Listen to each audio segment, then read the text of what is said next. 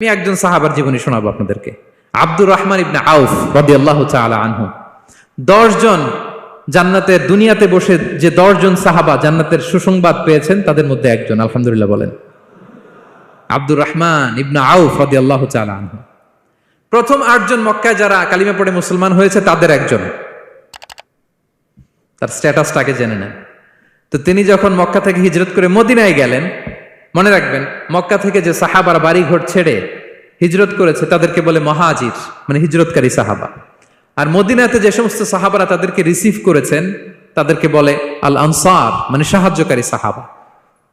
তো যারাই হিজরত করে মক্কা থেকে মদিনায় যেত, বিষ্ণু ইসা ইসলাম মদিনার কোন সাহাবীর সাথে তার ভাই পাতিয়ে দিতেন, আল মুআখাত, ব্রাদারহুড করে দিতেন, দায়িত্ব দিতেন যে তুমি এই সাহাবীকে দেখবে। তো আব্দুর রহমান ইবনে আউফ রাদিয়াল্লাহু তাআলা আনহু যখন হিজরত করে গেলেন, তার দেখভাল করার